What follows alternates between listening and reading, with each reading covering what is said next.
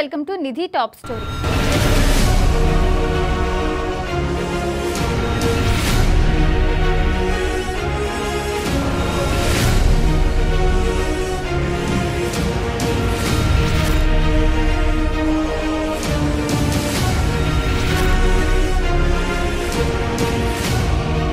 పంతొమ్మిది 1978 శాసనసభ ఎన్నికలతో ప్రారంభమైన చంద్రబాబు సుదీర్ఘ రాజకీయ ప్రయాణం ముగింపుకు వచ్చేసినట్లే కనబడుతోందని లోకల్ పోల్స్ ఫలితాలు సూచిస్తున్నాయి.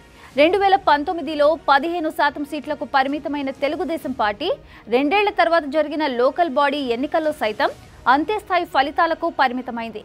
2019లో ఓడిపోయినప్పటికీ 2024లో పార్టీని తిరిగి అధికారంలోకి తేగల గన్ పౌడర్ తన వద్ద ఉందని రాష్ట్ర ప్రజలను నమ్మించడానికి చంద్రబాబు అవలంబించిన రాజకీయ సాముగరిడిలు అనితర సాధ్యం.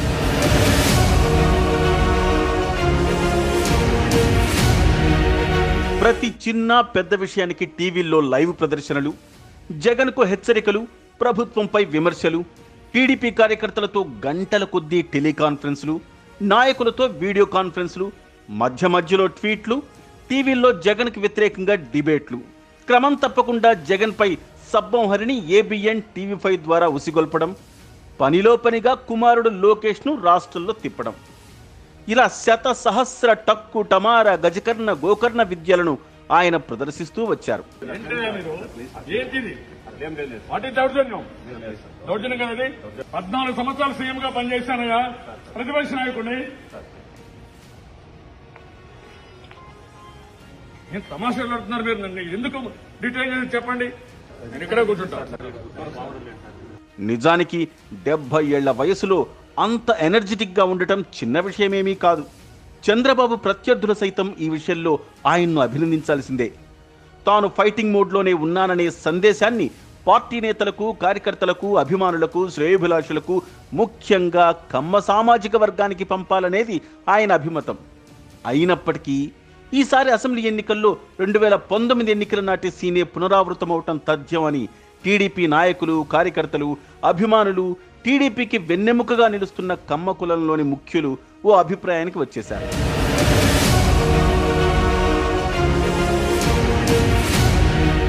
ఇందుకు కారణాలు లేకపోలేదు. 2014లో గెలవగానే బెజవాడే రాజధాని అంటూ ఒక ఆత్మహత్యా సదృశ్యమైన రాజకీయ నిర్ణయాన్ని తీసేసుకుని జనంపై రుద్దే ఓ భారీ కార్యక్రమానికి శ్రీకారం చుట్టారు. బెజవాడ అనగానే రాష్ట్ర వ్యాప్తంగా కమ్మ వ్యతిరేక వాసనలు ఒక్కసారిగా గుప్పుమన్నాయి. 13 జిల్లాలతో కొత్తగా ఏర్పడిన చిన్న రాష్ట్రంలో కమ్మ కులాన్ని సామాజికంగా, ఆర్థికంగా, రాజకీయంగా మరింత సంఘటితం చేయటం కోసమే చంద్రబాబు బెజవాడను రాజధాని చేయబోతున్నారనే భావం దావానలంలా రాష్ట్రాన్ని చుట్టుముట్టింది. గతంలో ఓసారి తెలుగుదేశం ఓడిపోవటానికి కూడా బెజవాడే కారణమైంది. తనకు రక్షణ కల్పించాలంటూ బందర్ రోడ్డు మీద నిరాహార దీక్ష చేస్తున్న వంగవీటి రంగాను 1988 డిసెంబర్ 26న హత్య చేయించడంతో రాష్ట్ర వ్యాప్తంగా కాపుల్లో పెల్లుబికిన ఆగ్రహవేశాలు తెలుగుదేశాన్ని గద్దె దింపాయి. మళ్ళీ ఇప్పుడు బెజవాడ కేంద్రంగా రాష్ట్రంలో పెత్తనానికి కమ్మ కులం రెడీ అవుతుందన్న అనుమానాల మధ్య తెలుగుదేశం ఓటమికి 2014లోనే తొలి బీజం పడింది.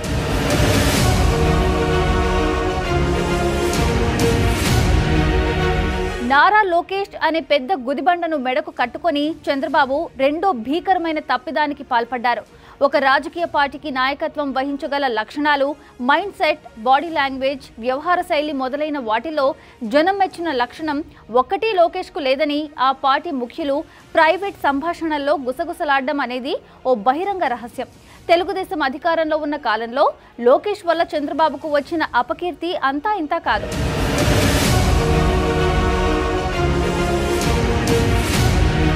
తమకు రిజర్వేషన్ అమలు చేయమని కాపులు ఏమీ అడగలేదు. అయితే అది తమకుంటే తమ పిల్లలకు మెరుగైన విద్యాబుద్ధులు చెప్పించుకోవటానికి బాగుంటుందనే కోరిక వారిలో ఉందనే విషయం పసిగట్టిన చంద్రబాబు 2014 ఎన్నికల ముందు నాటి పాదయాత్రలో కాపులకు రిజర్వేషన్లు కల్పించే బాధ్యత తనది అంటూ రోజు 4 సార్లు హామీ ఇస్తూ వచ్చారు. కాపులకి, వెనుకబడిన వర్గాలకు అన్యాయం జరగకుండా 6 నెలల్లో కమిషన్ వేస్తా, వీళ్ళని కూడా వెనుకబడిన వర్గాల్లో చేర్చి వాళ్ళ రుణం తీర్చుకుంటారని కాపులందరికీ హామీ ఇస్తున్నా. ఏటా 500 కోట్ల రూపాయల ఆర్థిక సహాయంతో కాపు కార్పొరేషన్ పెట్టి 5 ఏళ్లకు 2500 కోట్లు ఇస్తాను అంటూ ఊరు వాడ టముకేసుకుంటూ వెళ్లారు. నిజానికి ఈ రెండు కాపులు ఊహించనివి. కానీ చంద్రబాబు వీటి గురించి పదే పదే మాట్లాడుతూ ఉండడంతో నిజమేనని నమ్మారు కాపులు. 2 కిలోమీటర్ల పాదయాత్ర చేశాను. మీరు ఒక్క విషయం చూస్తే, స్వతంత్రం వచ్చిన తర్వాత సమైక్య ఆంధ్రప్రదేశ్లో అందరికంటే ఎక్కువగా ముఖ్యమంత్రి ఉండే అవకాశం నాకే ఇచ్చారు ప్రజానీకం. అది నా జీవితంలో ఎప్పుడూ మర్చిపోలేను. వివిధ వర్గాలకు సంబంధించిన సమస్యలు, వివిధ కులాలకు సంబంధించిన సమస్యలు, అది ఆర్థిక సమస్య కావచ్చు, సామాజిక సమస్య కావచ్చు, ఇవన్నీ కూడా అధ్యయనం చేశాను. ఆ రోజు నాకు అనిపించింది, కాపుల్లో ఒక బాధ ఉంది, ఒక ఆవేదన ఉంది, మేము వెనుకబడిపోయామని తపనుంది. కాబట్టి మనం మొట్టమొదటిసారిగా కాపులకి వెనుకబడిన వర్గాలతో సమానంగా రిజర్వేషన్లు ఇవ్వాల్సిన అవసరమందని ఎలక్షన్ మేనిఫెస్టోలో కూడా పెట్టడం, పిఠాపురం అనౌన్స్ చేయడం చేశారు. అధికారంలోకి వచ్చాక తన హామీలను మర్చిపోయినట్టు నటించడానికి, గుర్తు చేసిన వారిని అవమానించడానికి, హామీలను అమలు చేయడానికి ప్రయత్నిస్తున్నట్టు జనాలను నమ్మించడానికి చంద్రబాబు ప్రదర్శించిన క్షుద్ర విద్యల గురించి ఎంత తక్కువ ప్రస్తావిస్తే అంత మంచిది. లేకపోతే అదే ఓ పెద్ద గ్రంథం అవుతుంది. రాజాంతపురాల్లో రాణులకు అందుబాటులో ఉండటానికి పురుషులను నియోగించరు. నపుంసకులను, అనామకులను, రాణులకు ఏ రకమైన ఇబ్బంది కలిగించలేని వారిని నియోగిస్తూ ఉంటారు. విరాటరాజు కూతురు ఉత్తరకు నృత్యం, ఆట పాట నేర్పించడానికి బృహన్నలను ఏర్పాటు చేశారు గాని నాట్యాచారుణ్ణి కాదు. అలా రాజకీయంగా తలాతోకా లేని వారిని మంత్రులుగా చేసి, వారెవరూ పనిచేయటం లేదంటూ ప్రజల దృష్టిలో వారిని ఉత్తి చవటాయలను చేస్తూ తానొక్కడే రేయింబౌళ్లు పనిచేస్తున్నాననే బిల్డప్ ఇవ్వడం జనానికి చంద్రబాబుపై గౌరవం తగ్గేట్టు చేసింది. దీనికి తోడు నారా లోకేష్ తెలుగు భాషా పాండిత్యం ఒకటి, అది వారిద్దరినీ నవ్వుల పాలు చేసింది.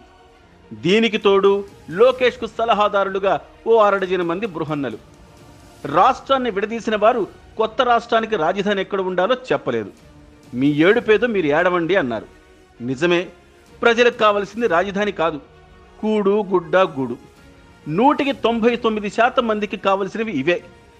ఇవి సగౌరవంగా సమకూర్చుకునే సామాజిక పరిస్థితులు. వీరికి రాజధాని ఎక్కడ, ఎలా, ఎందుకు ఉండాలి అన్నది అస్సలు పట్టదు.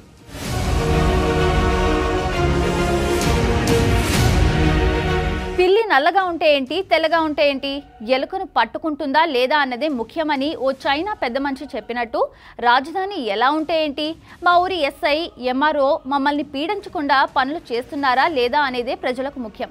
ఆ 99% ప్రజలను, వారి ఈతి బాధలను వదిలేసి మిగిలిన 1% మందికే అవసరమైన రాజధానిని పట్టుకొని 5 ఏళ్లు చంద్రబాబు వేలాడారు. రాజకీయ నాయకులు, వారి తాబేదారులు, వారి కుడి ఎడమలు, కాంట్రాక్టర్లు, పవర్ బ్రోకర్లు, పైరవీకారులు, వైట్ అండ్ వైట్ లీడర్లు, రేబాన్ కళ్ళజోడు బ్యాచ్లు, నైక్ బూట్స్ బాపతు అధికారులు, వారి గాడ్ ఫాదర్లు, వీళ్ళందరి మీద పడి బతికే జనానికి రాజధాని అనేది కావాలి. మామూలుగా తమ బతుకు తాము గౌరవంగా, ఇబ్బందులు లేకుండా బతుకుదామనుకునే మధ్యతరగతి, దిగువ మధ్యతరగతి, పేద వర్గాల వారికి రాజధాని ఎక్కడుంటే ఏంటి, అసలు ఉండకపోతే ఏంటి? ఇది simple logic, common sense point. Chandrababu ఈ సింపుల్ లాజిక్ను వదిలేసి నేల విడిచి సాము చేశారు.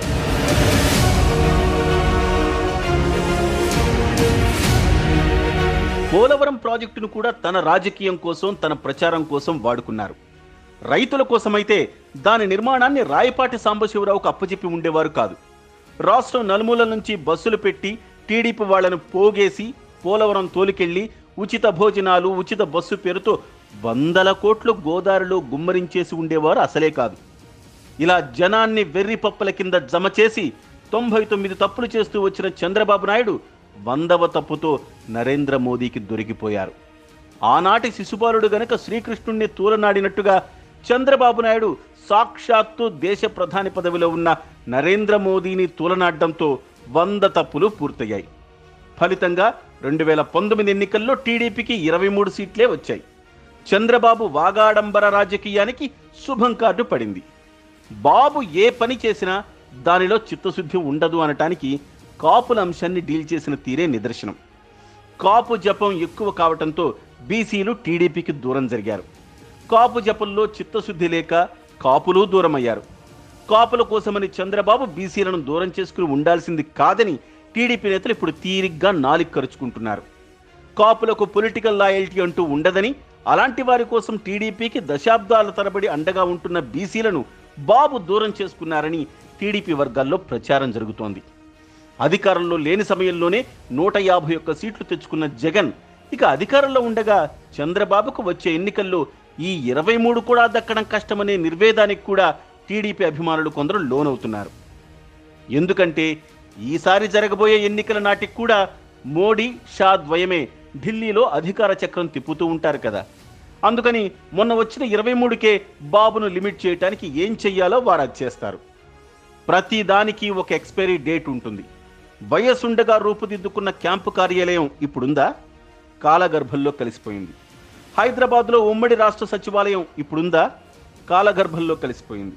అంతదాకా ఎందుకు? ఆంధ్రా బ్యాంక్ ఉంది, ఆంధ్రులకు అతి ప్రియమైన బ్యాంకు. భోగరాజు పట్టాభిరామయ్య గారు మచిలీపట్నంలో 1923 నవంబర్ 28న ప్రారంభించారు.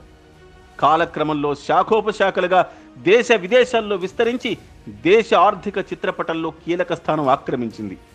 కోట్లాది మంది ఖాతాదారుల జీవితాల్లో అంతర్భాగమైంది. మరిప్పుడేది? కాలగర్భంలో కలిసిపోయింది.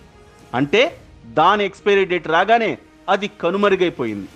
అలాగే చంద్రబాబు రాజకీయానికి ఎక్స్పైరీ డేట్ వచ్చేసింది అనేది దేశం అభిమానుల ఉవాచ. రాజకీయాల్లోనే కొనసాగదలుచుకుంటే కాలు చెయ్యి ఆడుతున్నంత వరకు కొనసాగవచ్చు. సిపిఐ నారాయణ రామకృష్ణలాగా కొనసాగచ్చు. అభ్యంతరం ఉండాల్సిన పని లేదు. కాకపోతే ఆయన నాయకత్వంలో టీడీపీ అధికారంలోకి వచ్చే సమస్య లేదనే విషయమై ఇప్పుడు దేశీయుల్లో ఓ స్పష్టత వచ్చేసింది. చంద్రబాబు రాజకీయ ముగింపునకు వచ్చినట్టేనని దేశం పరిణామాలపై చర్చించేవారు భావించడానికి ఒక ప్రధాన కారణం ఆయన వయస్సు. ఈసారి ఎన్నికల నాటికి ఆయన వయసు 75కు అటు ఇటుగా చేరుతుంది. ఆయనది సాయంత్రం పొద్దైతే జగన్ది ఉదయపు పొద్దు. పొద్దెక్కిన కొద్దీ ఎండ చుర్రుమంటుంది. సీనియర్ బాబు లేకుండా జూనియర్ బాబును దేశం వర్గాలు లెక్క చేయటం అన్న ప్రశ్న అసలు ఉత్పన్నమే కాదు.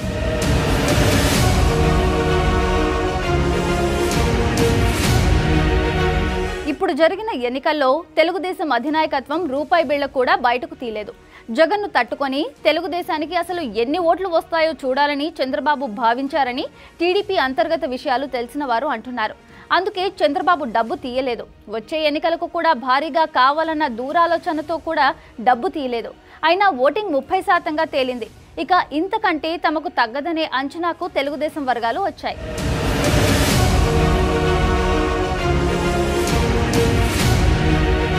ఇక్కడి నుంచి 45-50% వెళ్లడం అయ్యే పని కాదన్నది విశ్లేషకుల అంచనా. వైసీపీపై విమర్శలు, పంచ్ డైలాగులు, ట్వీట్లు, జోకులు, వెటకారాలు, దెప్పిపొడుపులు, ఖబర్దారంటూ ఉత్తుత్తి హెచ్చరికలు, ఇంతకు ఇంత వడ్డీతో వడ్డిస్తామంటూ ఉబుసుపోని కబుర్లతో ఓటింగ్ శాతం పెరగదు కదా. ఖబర్దార్, జాగ్రత్తగా ఉండండి. మీకు పుట్టు గతులు లేకుండా చేసే వరకు విశ్రమించాం. వీటితో వైసీపీని ఏమీ చేయలేరనే విషయం స్పష్టమైపోయిందని టీడీపీ వర్గాలు వ్యాఖ్యానిస్తున్నాయి. అక్కడికి ప్రశాంత్ కిషోర్ టీంలో నుంచి ఒకరిని తెచ్చి నెల నెల కోట్లు కుమ్మరిస్తున్న పని జరగడం లేదు. ఇంతకు మించి బాబు మాత్రం ఏం చేయగలడు అంటూ దేశం వర్గాలే నిట్టూర్పులు విడవడాన్ని బట్టి బాబు అమ్ముల పొదిలో అస్త్రాలన్నీ అయిపోయినట్టు కనిపిస్తున్నది. డబ్బు ఖర్చు పెట్టారని, దౌర్జన్యాలు చేశారని, కిడ్నాపులు చేశారని, పోలీసుల్ని వాడారని, అధికార దుర్వినియోగానికి పాల్పడ్డారని వైసీపీపై టీడీపీ నేతలు ఇప్పుడు విమర్శలు గుప్పిస్తున్నారు.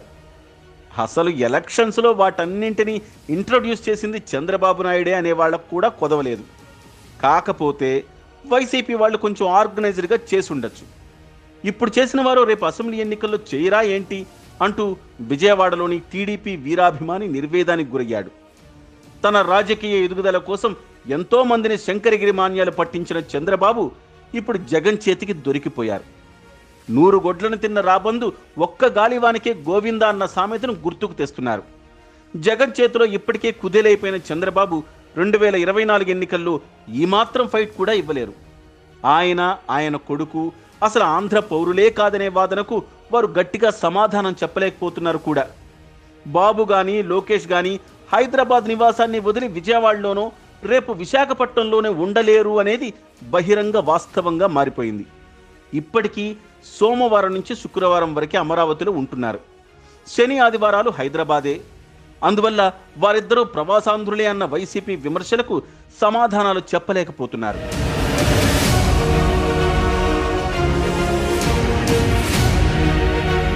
ఎన్నికలకు ఇంకా 2.5-3 ఏళ్లు ఉన్న ఈ తరుణంలో చంద్రబాబును వీలైనంతగా డీమోరలైజ్ చేసే ఘటనలు చాలా జరుగుతాయి.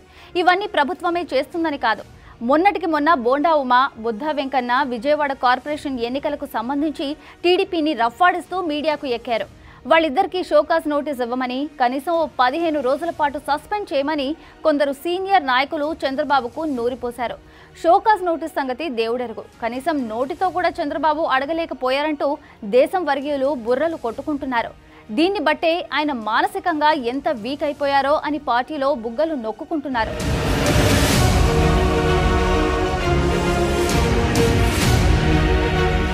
నిజానికి ఆయన వీక్ అయిపోవటం కాదు, ఆయన వ్యవహార శైలి అది. మ్యానిపులేషన్ తప్ప నాయకత్వ లక్షణాలు లేనితనానికి నిదర్శనం.